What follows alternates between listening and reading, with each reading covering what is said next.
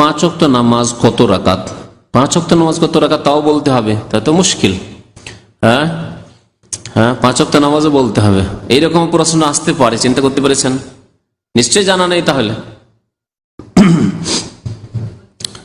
পাঁচ ওয়াক্ত নামাজ, পাঁচ ওয়াক্ত নামাজ মানে হয়তো উদ্দেশ্য যে মানে সুন্নত টুন্নত এসব সহ। পাঁচ ওয়াক্ত নামাজ বলতে ফরজ নামাজ, যখনই বলবেন পাঁচ ওয়াক্ত নামাজ কত রাকাত তখন ফরজ নামাজ এটা ধরে নিতে হবে, এটি হচ্ছে ইসলাম। পাঁচ ওয়াক্ত ফরজ নামাজ হচ্ছে কত? 17 রাকাত। আর সুন্নতের রাতিবা হচ্ছে কত? 12 রাকাত অথবা 10 রাকাত। আব্দুল্লাহ বিন উমর হাদিসে 10 আছে, অর্থাৎ জোহরের আগে আপনি 2ও পড়তে পারেন, 4ও পড়তে পারেন। 4 পড়েন ভালো, তাহলে 12 করলেন আপনি। আর যদি জোহরের আগে 2 আর পরের 2 এইভাবে করেন তাহলে 10 হবে। 10-এর উপর কেউ যদি আমল করে তবু অসুবিধা নেই, তবে 12 পড়লে ভালো। আর তাহলে হয়ে গেল 17 আর 12, 17 আর 12 কত রাকাত হইল? 29। আর বেতর হচ্ছে, বেতর কত রাকাত? 1 টাকা এখনো মানে গ্রহণ করতে চান না আপনারা। যদি 3 বলেন তার মানে তার কমের নেই, আর যদি বলেন 1 অথবা 3 অথবা, তাহলে ঠিক আছে, সুন্নতে ভাবে বলবেন। কারণ নবী সাল্লাল্লাহু আলাইহি ওয়াসাল্লাম বহু সময়, একবার দুইবার না, আওতারা বিওয়াহিদা, আওতারা বিওয়াহিদা, আওতারা বিওয়াহিদা, বহু হাদিস আছে। তাহলে এই উপেক্ষা করা শুধু এই জন্য যে কোনো এক মাযহাবে এক কোন নামাজ নাই সেই জন্য না, মোটেই ঠিক না। নবী করিম সাল্লাল্লাহু আলাইহি ওয়াসাল্লামের হাদিস আছে। তাহলে সর্বনিম্নটা বলবো আর উপরটা বলে দেবো যে সর্বনিম্ন বেতর হচ্ছে 1 রাকাত। আর বেতর মানে বেজোড়, সুতরাং 2 চলবে না, 1 অথবা 3 অথবা 5 অথবা 7 অথবা 9, অথবা 11 অথবা 13, অসুবিধা নেই। তো 1 রাকাত যদি বেতর ধরি, যেটা দিয়ে আমার দায়িত্ব, আপনার দায়িত্ব শেষ হয়ে যাচ্ছে, যতটাতে দায়িত্ব শেষ ততটাই বলবো। তাহলে টোটাল নামাজ কতটা হইলো? 29 আর 1 30 হলো। 30 রাকাত নামাজ পড়লে আপনার দায়িত্ব খালাস হয়ে গেল। তাহাজ্জুদ যদি পড়েন তাহলে তাহাজ্জুদ আর কত রাকাত রয়েছে? জি, 1 রাকাত যদি বেতর 10 করেন, কারণ 11 রাকাত তাহাজ্জুদ পড়া উত্তম, বেতর সহ 11 পড়া উত্তম, সবচাইতে ভালো। যদিও 9ও পড়া যায়, 13ও পড়া যায়, 7ও পড়া যায় সর্বনিম্ন। তাহলে আর 10 রাকাত বাড়িয়ে দিলাম, তাহলে টোটাল কত রাকাত হলো? 40 রাকাত নামাজ। এর জন্য অনেক গবেষক ওলামারা বলেছেন নবী করিম সাল্লাল্লাহু আলাইহি সাল্লাম শত শত রাকাত নামাজ পড়ার সুন্নত রেখে যাননি। সারা জীবন নবী সাল্লাল্লাহু আলাইহি আমল ছিল দৈনিক 40 রাকাত নামাজ পড়া। আমি যে হিসাবটা করলাম কত সূক্ষ্ম হিসাব দেখেন, 40 একবার হুব হয়ে গিয়ে 40 ফিট হয়ে যাচ্ছে।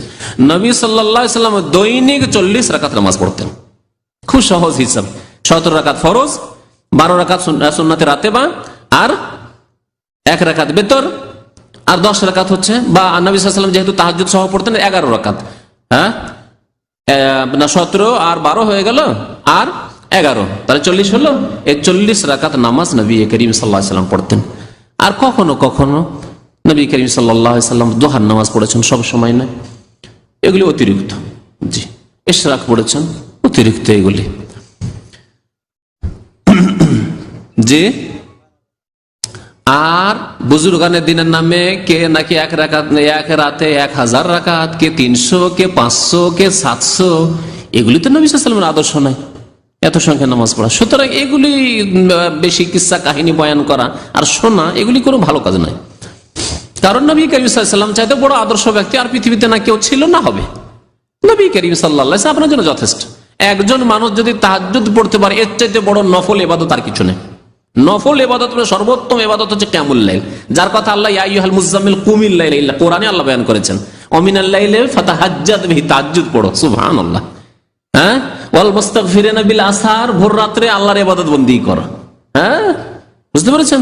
বহু আয়াতের করে তাতাজাফা জুনুবুহুম আনিল মাদাজি ইয়াদউনা রাব্বাহুম খাওফান ওয়া তামআ, বিছানা ছেড়ে দিয়ে তারা ইবাদত বন্দেগী করে, সুবহানাল্লাহ। কোরআনে কারীমে আল্লাহ তাহাজ্জুদের প্রশংসা করেছেন। তো যদি নফলই পড়তে হয়, তাহাজ্জুদ যথেষ্ট আপনার জন্য, যা নবী করিম সাল্লাল্লাহু আলাইহি ওয়াসাল্লাম নিয়মিত পড়তেন ফরজ নামাজের মতো, যথেষ্ট। সংখ্যা বাড়াবেন, এই অমুক অমুক অমুক বুজুর্গ 100 পড়েছেন, অমুক বুজুর্গ 200, 300, 500 পড়েছেন, এসব করার দরকার নেই।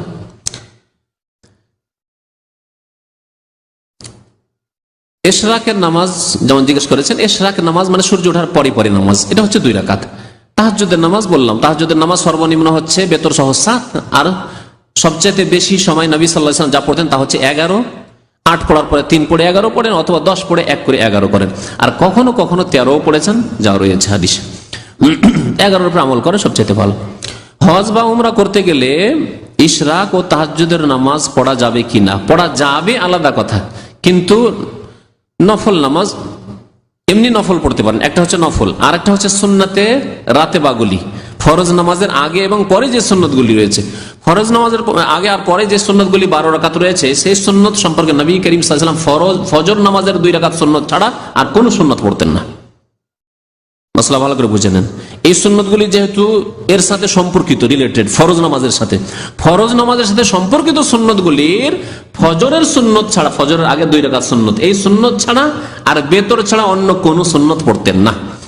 বাকি কতক নফল আছে যেগুলি এইরকম নয়, নফল আপনার কখনো কখনো পড়লেন হয়তো, এইরকম আপনি মনে করছেন যে মোবারক জায়গায় এসেছি, মসজিদে হারামে আছি, মসজিদ নববীতে আছি, সুতরাং নফল পড়বো, পড়তে পারেন, কোনো অসুবিধা নেই, পড়েন।